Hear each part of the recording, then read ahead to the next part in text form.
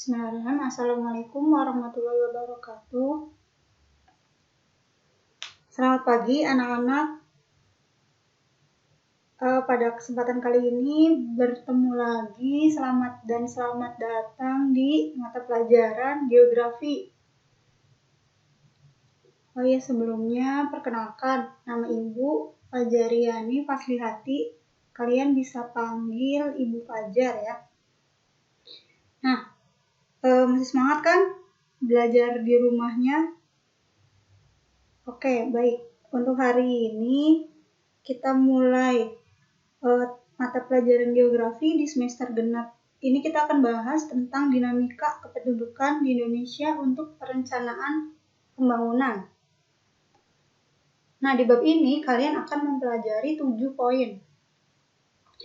Ke-7 poinnya ini. Kemudian hari ini kita akan bahas mengenai faktor dinamika dan proyeksi kependudukan. Nah, coba perhatikan gambar ini. Dari gambar tersebut, apa yang kalian tangkap atau apa yang kalian lihat? Padatnya pemukiman ya? Oke, padatnya pemukiman. Nah, biasanya di mana pemukiman padat seperti ini? Di perkotaankah atau di pedesaankah? Di perkotaan ya. Ya, jadi penduduk di perkotaan itu memang cenderung lebih padat ya, seperti pada gambar ini. Nah, kenapa sih di perkotaan lebih padat sedangkan di pedesaan lebih jarang seperti itu? Nah, itulah mengapa kita akan membahas tentang dinamika kependudukan ini. Yang tadi Ibu sudah beritahukan bahwa hari ini kita akan membahas tentang faktor dinamika dan proyeksi kependudukan. Yang pertama kita akan bahas itu dinamika penduduknya dulu ya, dinamika penduduk, kemudian setelah itu kita akan bahas proyeksi kependudukannya. Nah, dinamika penduduk, apa sih artinya dinamika? Perubahan ya, dinamika adalah perubahan, sedangkan penduduk itu sekumpulan orang yang berdomisili di wilayah tertentu. Misalnya penduduk Indonesia, berarti penduduk Indonesia itu adalah sekumpulan orang yang berdomisili di wilayah geografis Indonesia, seperti itu. Nah, dalam dinamika penduduk ini berarti artinya apa dinamika penduduk? Nah, dinamika penduduk itu dapat diartikan sebagai perubahan jumlah penduduk yang terjadi terus-menerus setiap tahunnya. Nah, ada faktor-faktor yang mempengaruhi dinamika penduduk. Nah, faktor-faktor ini terbagi atas 2 faktor. Yang pertama faktor alami, yang kedua faktor non-alami. Nah, faktor alami ini mencakup kelahiran dan kematian. Sementara faktor non-alami ini berupa perpindahan penduduk atau migrasi. Nah, yang pertama kita akan bahas dulu faktor alami ya, atau kelahiran. Kelahiran ini disebut juga natalitas. Ya, berarti adanya kelahiran ini menambah jumlah penduduk. Ya, nah kelahiran ini memiliki faktor pendukung dan faktor penghambat. Faktor pendukungnya ini tingkat kesehatan, pernikahan usia muda, asumsi banyak anak banyak rezeki. Kemudian faktor penghambatnya ini program KB, tunjangan anak, pembatasan tunjangan anak, penundaan usia pernikahan, dan masih banyak faktor-faktor lainnya. Nah, angka kelahiran ini terdapat 3 perhitungan untuk menentukan angka kelahiran. Yang pertama, angka kelahiran secara kasar, yang kedua, angka kelahiran umum, dan yang ketiga, angka kelahiran berdasarkan kelompok usia tertentu. Nah, apa sih yang dimaksud angka kelahiran kasar? Angka kelahiran kasar ini banyaknya kelahiran dalam 1 tahun tertentu per 1000 penduduk ya. Kemudian kalau angka kelahiran umum ini, angka kelahiran berdasarkan ini penduduk usia 15-49 atau kelompok usia ini itu disebut juga kelompok usia produktif. Dan yang terakhir ada angka kelahiran berdasarkan kelompok usia tertentu. Jadi nanti datanya itu diketahui usia berapa pada kelompok usia berapa. Tidak seperti kalau kelahiran kasar, kalau ini secara umum seperti itu. Tidak ditentukan kelompok usia berapa.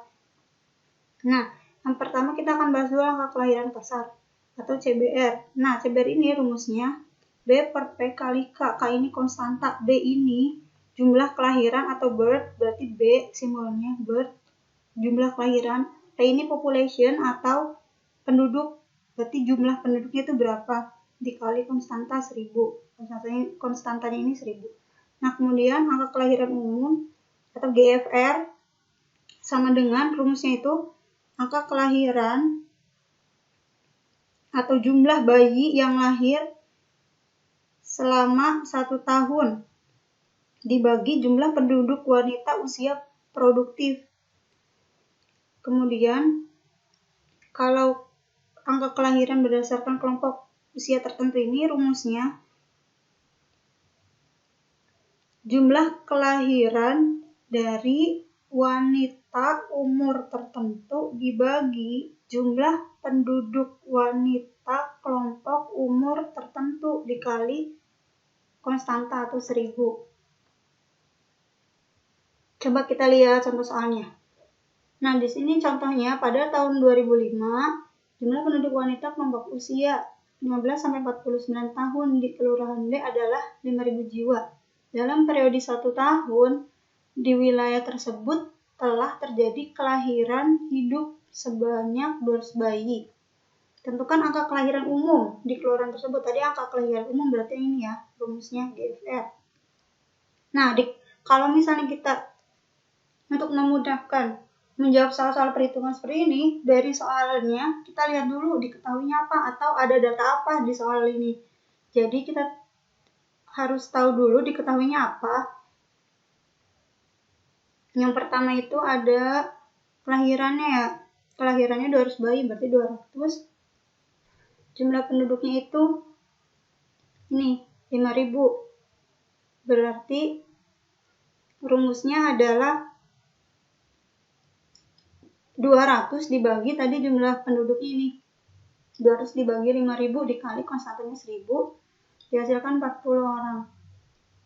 Nah, artinya apa sih 40 orang ini? 40 orang ini angka tersebut menunjukkan bahwa di Kelurahan B tadi dalam setiap 1000 penduduk wanita usia produktif telah lahir 40 orang bayi, seperti itu artinya. Kemudian faktor alam yang kedua ada kematian. Nah, angka kematian atau mortalitas. Kata lainnya itu mortalitas ya. Nah, di sini juga sama ada faktor pendukung dan penghambatnya. Misalnya faktor pendukungnya ini, kesadaran pentingnya kesehatan, faktor penghambatnya ini, lingkungan yang bersih dan teratur.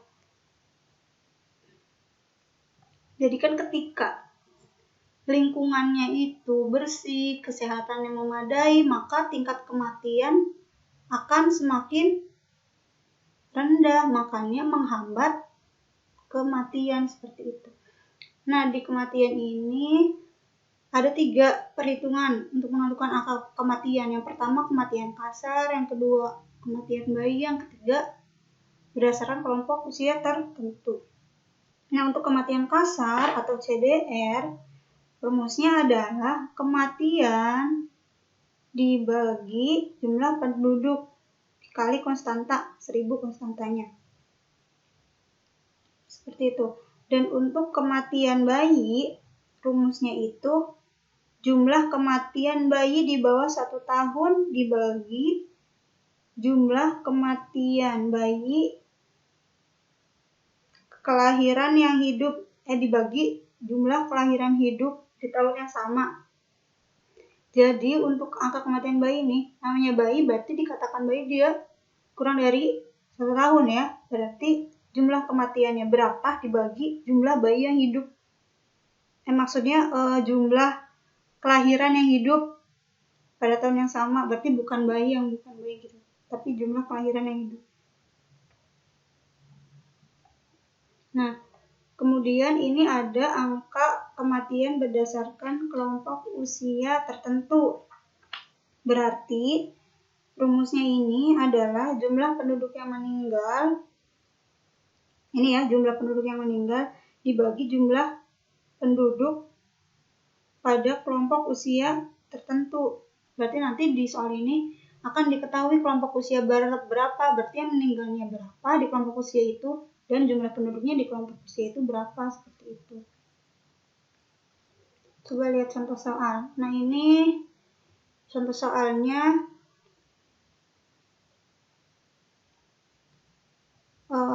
pada tahun 2005 jumlah penduduk C-nya 3 juta.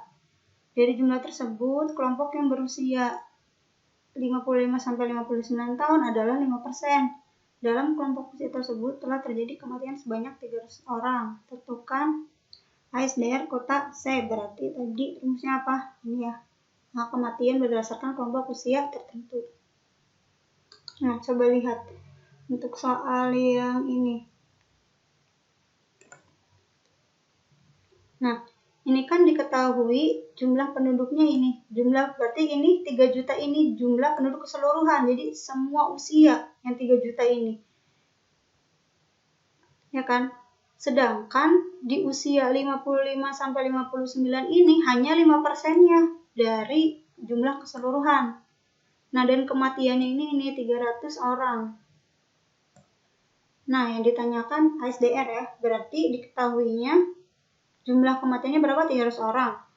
Jumlah penduduknya berarti, karena tadi di usia ini banyaknya 5% dari jumlah keseluruhan, jadi dikali 3 juta dikali 5%-nya, seperti itu.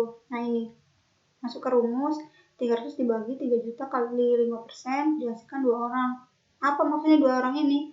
Jadi, menunjukkan pada tahun 2005 jumlah penduduk yang meninggal pada kelompok usia 55-59 tahun adalah 2 orang setiap berapa? Setiap 1000 penduduk berdasarkan konstanta tadi ya. 1000 penduduk, seperti itu. Nah, kemudian tadi sudah bahas faktor alami ya, dinamika penduduk. Sekarang kita bahas faktor non-alaminya atau migrasi. Nah, migrasi itu apa sih? Migrasi itu perpindahan penduduk yang bersifat menetap dari suatu wilayah ke wilayah lainnya. Nah, angka migrasi ini diperhitungkan dengan 4 cara. Ada angka migrasi masuk, migrasi keluar, migrasi neto, dan migrasi bruto. Kita bahas dulu yang migrasi masuk. Angka migrasi masuk ini rumusnya adalah jumlah migran yang masuk dibagi jumlah penduduk. Imigran berarti imigran yang masuk berarti in. Ya. Tadi kan ini. Oh iya, yang migrasi itu ada imigrasi dan emigrasi ya. Imigrasi ini berarti migran yang masuk, sedangkan emigrasi itu migran yang keluar atau keluarnya penduduk. Jadi kalau imigrasi itu penduduk yang masuk ke suatu wilayah, sedangkan emigrasi adalah penduduk yang keluar dari suatu wilayah, seperti itu. Ini bisa ingat-ingat, masuk berarti in ya, jadi rumusnya I dibagi jumlah penduduk kali konstantanya 1000.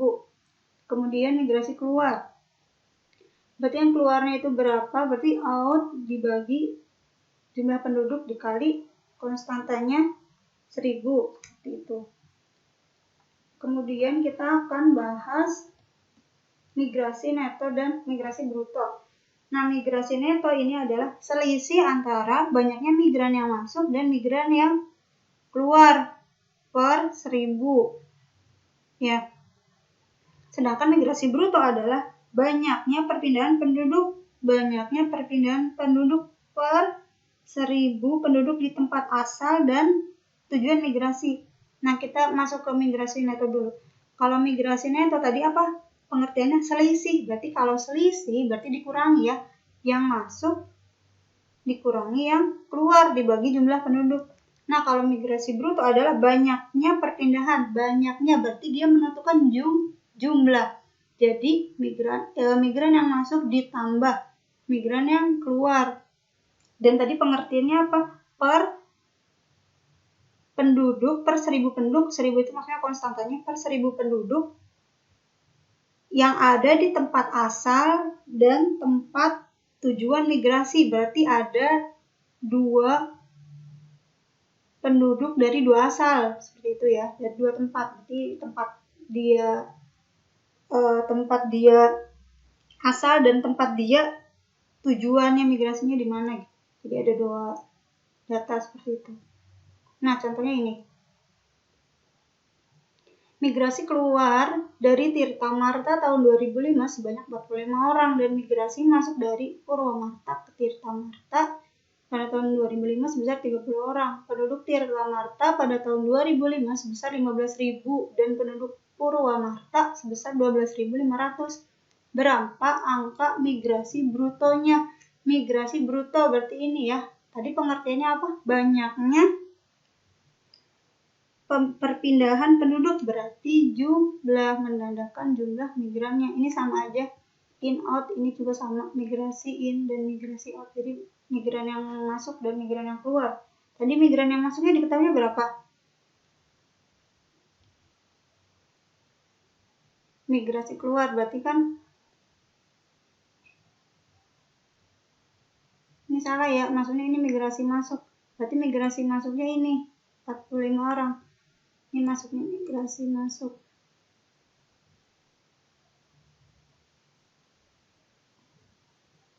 Seperti itu.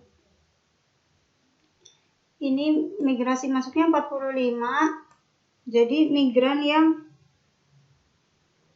masuk ya. Ini salah ini soalnya.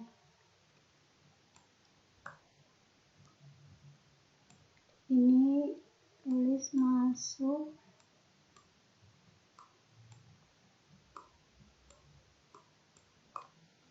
Nah, ini yang keluar.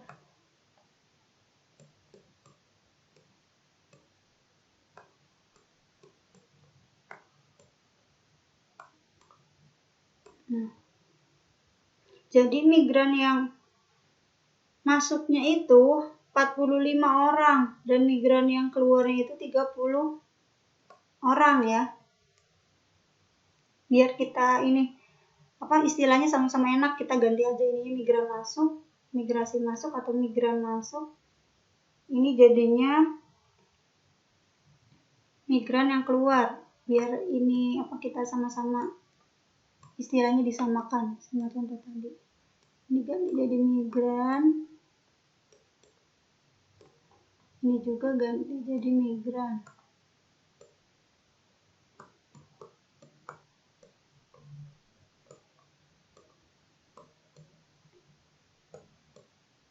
Nah, jadi diketahui migran yang masuknya itu 45 dan migran yang keluarnya itu 30. Terus penduduknya itu di lokasi 1 atau tadi Tirtamarta ini 15.000 dan di Purwamarta 12.500, konstantanya 1.000.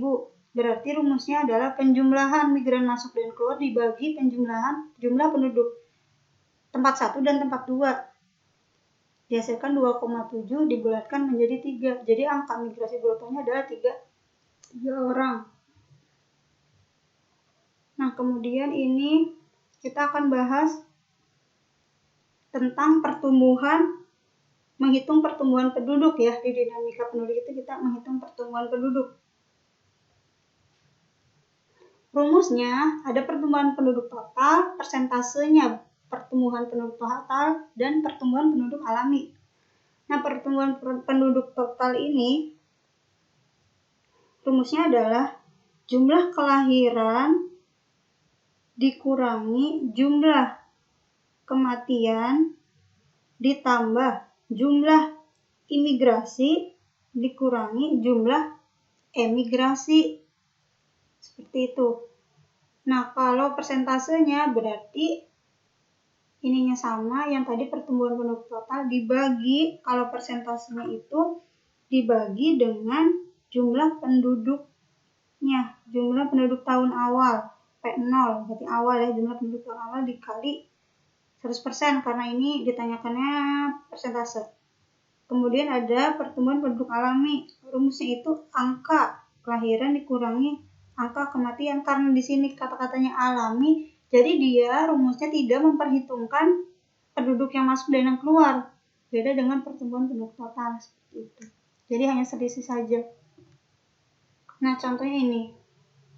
Pada awal tahun 2016, jumlah penduduk di suatu wilayah sebanyak 1.000 jiwa selama rentang waktu Januari sampai Desember 2016. Telah lahir 200 bayi. Dalam rentang waktu yang sama, 100 penduduk meninggal. Dalam periode yang sama, ada 75 jiwa penduduk yang datang. Datang, ini salah ketik, datang untuk menetap di wilayah itu. Sementara itu ada 25 jiwa penduduk yang pergi ke wilayah lain dan menetap di sana. Ditanyakan berapa persentase pertumbuhan penduduk total. Ini ya, berarti rumusnya. Diketahuinya apa coba? Kelahirannya berapa? Angka kelahirannya berapa tadi?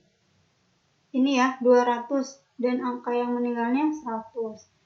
Nah, ini 200 kurang 100. Kemudian jumlah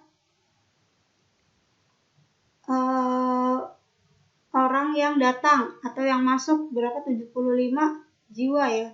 Sedangkan orang keluar itu atau orang yang pergi ada 25 jiwa dikali 100. Jawabannya 1,5%. Nah, kemudian selanjutnya tadi kan kita sudah bahas dinamika penduduk, sekarang kita bahas tentang proyeksi kependudukan. Proyeksi, kalian di matematika udah belajar kan tentang proyeksi. Nah, proyeksi itu apa? Proyeksi itu adalah perkiraan. Jadi, proyeksi penduduk perkiraan jumlah penduduk ke depannya. Misalnya kita pengen tahu dari 5 tahun ke depan itu berapa sih jumlah penduduk Kota Bandung itu berapa nanti gitu. Nah, namanya juga pertumbuhan penduduk kan. Misalnya dari 5 tahun kita harus tahu per tahunnya itu laju pertumbuhannya berapa atau laju pertambahan penduduknya itu berapa, seperti itu. Nah, ini dalam proyeksi penduduk ada 3 rumus yang digunakan. Yang pertama secara geometris, yang kedua aritmetika, dan ketiga eksponensial. Nah, yang pertama kita bahas dulu secara geometris. Oh ya, biasanya di soal itu ada yang dituliskan, misalnya ditanyakan proyeksi penduduk berdasarkan rumus geometris atau berdasarkan rumus aritmetika. Nanti kalian bisa jawab dengan rumus-rumus sesuai di soalnya. Kalau misalnya eksponensial, biasanya ada di situ laju pertumbuhan penduduk eksponennya berapa, berarti ini eksponensial. Kalau misalnya tidak ditentukan, paling mudah itu menggunakan rumus ini aritmetika, karena kan mungkin sulit kalau harus pakai hitung manual, tapi di sini menggunakan geometris karena ada pangkat ya. Kalau aritmetika kan tidak menggunakan perhitungan pangkat. Nah, kita bahas dulu yang geometris. PN ini adalah jumlah penduduk tahun ke N. Berarti misalnya jumlah penduduk Kota Bandung pada tahun misalnya 2030 berapa? Berarti ini ditanyakannya. Dan P0 itu jumlah penduduk tahun ke-0 atau tahun pertama. Misalnya diketahuinya tahun 2020. Dalam kurung 1 tambah R pangkat N. R ini tingkat pertumbuhan penduduk lajunya itu berapa persen. Jadi misalnya pertambahan penduduk 5% per tahun. Berarti ini R-nya 5%. Nah, kemudian N itu banyaknya lama tahun. Jadi berapa tahun gitu, mau dihitung berapa tahun. Misalnya tadi 2030, berarti 2030 dikurangi 2020, berarti N-nya 10. Seperti itu. Nah, nanti kalau untuk geometris ini, yang dihitung itu yang dalam kurung dulu ya. Kalau di matematika kan gitu. Jadi perhitungan pertama itu ini, yang di dalam kurung dulu kita hitung, kemudian kita pangkatkan. Setelah dipangkatkan, dikali dengan ini, 0, seperti itu.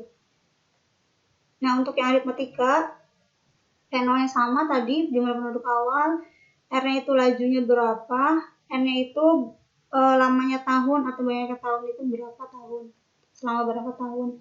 Ini juga sama, yang dikerjakan yang ini dulu ya, yang dalam kurung, baru dikali dengan jumlah penduduk awal. Jadi ini yang yang dikerjakan itu yang dalam kurung dulu, baru dikali dengan ini jumlah penduduk awal. Nah, seperti itu. Kemudian yang ketiga ada rumus eksponen atau pangkat ya, eksponensial. Nah, sama P0 itu penduduk awal, kemudian E-nya itu adalah angka eksponen. Eksponen itu udah ditentuin, jadi bilangan eksponensialnya itu 2. Nah ini ya, eksponensialnya itu 2,7 2,7 1 8 2 8 1 8. Jadi 2,7182818 ini bilangan eksponennya. Kemudian dipangkatkan, laju dikali lamanya tahun. Yang untuk contoh soalnya ini. Jumlah penduduk wilayah Merauke pada tahun 2013 adalah 10.000 jiwa dan pertumbuhan penduduk 2% per tahun. Jadi pertumbuhan penduduknya 2% ya. Jumlah penduduk awalnya ini. Ditanyakan berapakah jumlah penduduk tahun 2018. Nah, kita coba cari pakai eksponen ya. Sebenarnya ini bisa pakai apa aja. Dan hasilnya cenderung sama. Kalaupun beda nggak akan beda jauh gitu. Nah, ini coba. Nah, ini angka eksponensialnya. Jadi, tadi penduduk awalnya 10.000 dikali angka eksponennya berapa. Dikali ini kan 2%. Berarti kan 2% dikali 5. 2018 N-nya itu adalah 2018 dikurangi 2013. Berarti jawabannya berapa? 5 ya. Berarti N-nya itu 5. Seperti itu. Nah, R-nya itu kan 2%. Ya, R-nya itu kan 2%. Nah, 2% itu berarti kan dijadikan bukan bilangan persentase, berarti berapa? 2, sama aja kan 2% itu artinya 2/100. Jadinya 0,02 ya, seperti itu. Nah, kemudian setelah dikalikan, ini dipangkatkan 0,02 dulu, berarti ngitungnya dari sini dulu. 0,02 dikali 5 itu berapa? Berarti 0,1 ya. Nah, kemudian dikali hasilnya ini. 11.052 jiwa. Nah, untuk pembelajaran kali ini kita selesai pembahasannya sampai situ dulu. Kesimpulannya adalah dinamika penduduk itu dipengaruhi oleh tadi 2 faktor ya, alami dan non-alami. Nah, faktor-faktor tersebut memiliki rumus perhitungan masing-masing yang tadi kita sudah pelajari. Kemudian data proyeksi itu apa sih? Dia fungsinya apa gitu? Berarti dapat digunakan untuk memperkirakan jumlah penduduk pada masa yang akan datang tadi. Nah, coba kalian nonton video yang ibu buat ini. Setelah itu nanti ada latihan yang harus kalian jawab seperti itu. Nah, setelah nonton video ini kita bisa bahas nanti di kolom komentar ya. Barangkali kalian ada yang mau ditanyakan, tulis aja di kolom komentar, nanti ibu jawab dari situ ya. Oke, sekian dari ibu. Terima kasih atas kesempatannya. Assalamualaikum warahmatullahi wabarakatuh.